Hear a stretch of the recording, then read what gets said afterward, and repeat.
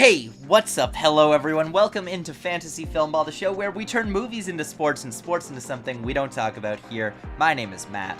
My name is Dyl, and today we are talking about the brand new A24 horror movie, Talk to Me. There's a lot of thoughts going in here, so everyone out there, if you're into this video, you haven't seen the movie, maybe consider watching it because we are talking spoilers. So this is your warning. If you haven't seen the movie and you want to be spoiled, I guess stick around, but definitely go on and watch this. So let's dive into Talk to Me. I feel like we're both pretty receptive to A24's brand. We know what we're getting into here. Even though this was not a A24 finance movie, they're the ones putting it out, but I feel like this very much fits into their style. So I guess going in, we're both kind of on the opposite sides of horror movies. I really like going to see them. I anticipate them. I think they're a lot of fun. While on the other hand, Matt, I don't like horror movies.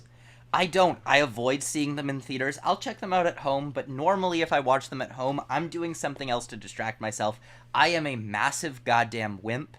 The last horror movie I saw in theaters was Barbarian before Talk to Me, and I swear to God, I almost had to leave that theater. I love Barbarian. That's a 9 out of 10 movie. It terrified me so much that I genuinely considered walking out to look up the Wikipedia article to spoil the rest of the movie for me so that I could go back in knowing what happened next because I was so terrified by it. But before we talk about how scary this movie was and if it totally fucked me up forever, let's just talk general thoughts, general vibes. So one of my favorite aspects about horror movies isn't just how they can scare you visually, but how they can scare you mentally. And I feel like this movie very much nailed that aspect. I've seen a lot of people compare it to Hereditary. I definitely see that. I would compare it more to something like It Follows, where there are some very gross out makeup prosthetics, practical effects that are being used throughout the movie, but also has underlying tones of other topics. And It Follows, it's sexually transmitted diseases, and here it's drug addiction and grief. And I feel like both movies very much deliver on not just the physical scares, but also the mental scares. And I guess my highlight of Talk to Me, outside of the leading performance by Sophie Wilde, which we'll get into here in a little bit, is just how impressive, how gory, and how off-putting a lot of the makeup work is in this movie, especially during some of those scenes where they're either talking to the spirits on the other side of the hand, or when those spirits make whoever they're inhabiting do something to themselves that very much have some images that are still ingrained in my mind. I can definitely agree with some of those images being burned into my mind, but I'm going to be honest, I was kind of leading up before saying oh, this movie ruined me. It wasn't that bad. Mm-hmm. It wasn't that bad. You oversold it for me, Dylan. You oversold it. I agree this is much more similar. I agree that this is quite similar to Hereditary in a lot of ways, although I think Hereditary there's parts of it that are similar, there's parts of it that really aren't similar. I'd say the exploration of grief and a lot of the stuff with the siblings feels similar to Hereditary, but I think the exploration of teenage recklessness and, and peer pressure and addiction, all of those things, that's very similar to It Follows. But all of it kind of falls into this genre of elevated horror that A24 has become really famous for over the past few years. Like you were saying, it's not just scary because it's scary because it makes you think. And I guess what I feel about movies like this is I hate elevated horror a lot of the time. I don't like elevated horror. I love when a movie makes me think, but a lot of the time when a movie takes on the elevated horror mantle, when a movie takes on the elevated horror label, what it means is that the director doesn't know how to make a scary movie and they're just going to put creepy music. But the thing that I appreciate about when A24 does elevated horror is that they never actually disappoint on the horror side. They never disappoint on the makeup, the gore, the violence. Talk to Me is an elevated horror, and it does all of the things in this genre that I really respect, while avoiding a lot of the things that I hate about this genre. It actually does the horror, which I appreciate, I respect. I just hate when movies go for half measures, and they introduce an idea and never go for it. Talk to Me goes for it. It goes full force into its demonic possession aspect, the violence that comes with that, and yeah, I think I think a lot of the time movies like this can forget that they need to actually be scary, that they need to be visceral and terrifying. But this one doesn't forget about that, which I really respect. No, I fully agree with your comments about elevated horror. While I am more receptive to it, I guess my style is more of like what you're talking about with like A24, how they actually deliver on the scares. I mean, we talked about on this show earlier this year of Skinamarink, how we just stare at corners of the walls for an hour and a half, and that didn't really do it for me. But here I do agree they avoid just, hey, something's in the corner, and it's actually, oh, there actually is something in the corner. Let's look at what that is in the corner. And I think this movie, on top of just its makeup work before, it's really carried and progressed by its leading performance from Sophie Wilde, who I think is a standout here, who very much not just like elevates the material, but also really sells some of the scares, some of the drama you can even add in there, and some of the comedic moments all very well. She's amazing in this movie, and it brings to mind to me some of the previous great horror performances of the past, 10 years. It reminded me a lot of Toni Collette in Hereditary, obviously, as we've already mentioned Hereditary. Very similar performances in that way, but it also reminded me a lot of Lupita Nyong'o in Us, especially in some of the more demonic moments that this character has, some of the more possessed moments, the moments where she can't... the moments where she's struggling to understand what's going on, where she's freaking out. A lot of that felt like the juxtaposition of the two different Lupitas in Us. The directors here, the Philippou brothers from Australia, also known as the YouTube channel Raka Raka, they're being called a brand new force of horror. People are comparing them to Jordan Peele, Zach Cregger, and I don't know if I felt that strongly about them stylistically or anything like that, but I know you're a little bit more warm on the movie than I am. I am a little bit mixed overall on some of the elements of it, and I think a lot of that comes down to I wasn't really satisfied with it stylistically. It felt a little bit dull at times for me, so I don't know if I would agree with people who are calling the Philippou brothers the new Jordan Peele, the new Zach Cregger, the new Ari Aster. I don't know about that, but what do you think about it?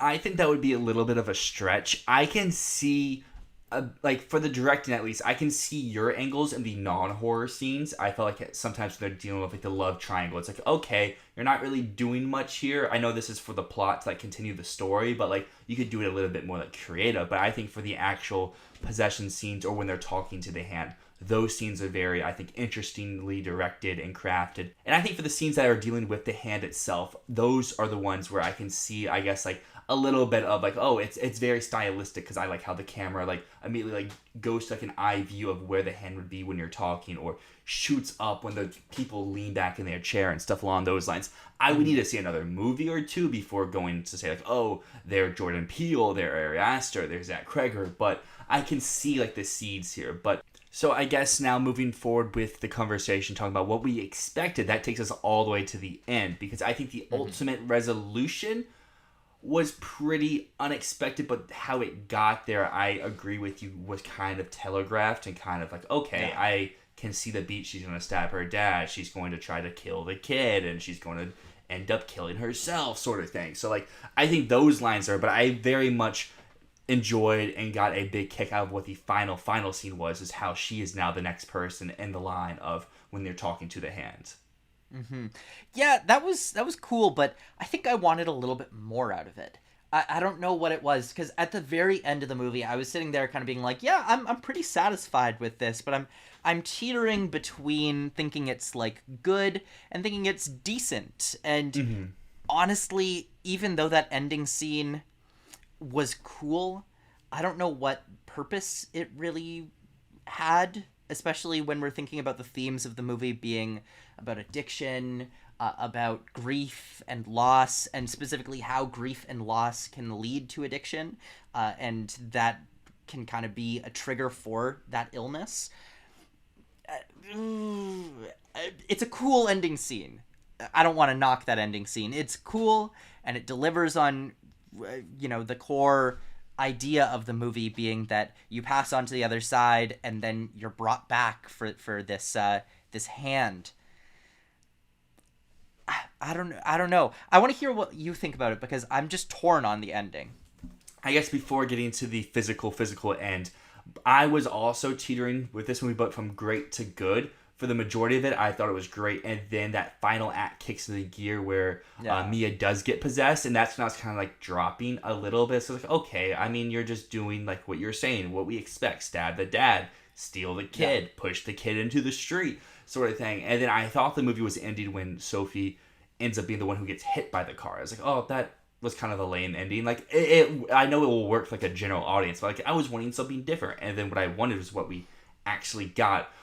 I guess it means for the physical, what the story's going for. I guess part of it could be is like, even though you may resolve or not resolve whatever your issues are, there's other people out there in the world who are also having those issues, and therefore your like effect on it is affecting them, even if you don't know them. But who knows, maybe that she did know someone in that party, like how her mom came into the party she was at with her brother or something like that. I don't know if that makes sense. Carry us over into our next discussion. We are an awards channel here. This probably won't get any Oscar love, even though that I think the makeup and hairstyling should at least make the short list. I could see even a case like why you should put the sound on the short list, but neither of those are really going to happen. But where this movie could succeed in is at, I think, the Indie Spirit Awards. This could perform very similar to like Bodies last year. I think this could perform very similar to Bodies from last year. Maybe get into like a director, a screenplay, maybe an actress, but that's probably the extent of what this movie would do in award season. The thing about the Indie Spirits is, I don't know if it would be eligible because it is a fully Australian production. Yes, it was acquired by A24, but I don't know if being acquired by A24 and distributed by A24 is enough to qualify for the Indie Spirits, because the Indie Spirits are entirely American, and if I am remembering correctly, you have to be an American production, or at least co-financed by America. So something like Zone of Interest will be eligible because America is one of the, they put money into it. A24 funded the movie, whereas with Talk to Me, they did not fund the movie. They bought the movie afterwards. So I'm gonna guess it's not gonna be eligible for the Indie Spirits, but I think it does have a chance of getting a DGA nomination for Best Directorial Debut. That could be very fun. I'm not entirely for sure what the other DGA contenders would be this year, but we're in August. Why not? Exactly. We are far out, and this is a directorial debut that is clearly making an impact. It's making money. It's really doing well with critics. I could see it connecting with awards voters and specifically the DGA. So who knows? We could see it there.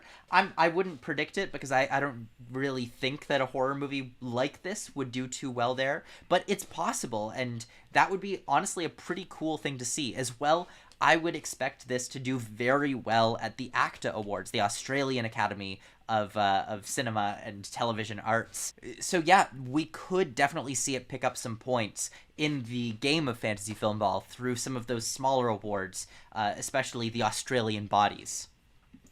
That is a great point. So I guess in terms of our game, this probably would be, I would say, like your last round pick or something you wait until like the waiver period to possibly pick up. I guess the way I see it, yes, it's either a waiver pick, or if you really love this film, you might want to pick it up in the 9th or 10th round. Don't pick it up before then. It doesn't have a lot of wide support. It's not going to make it into any major award shows, except maybe a small chance of making a makeup shortlist and not getting nominated. But if you love this film with your whole entire heart, then yeah, take it 9th or 10th round in the game. That would be my recommendation.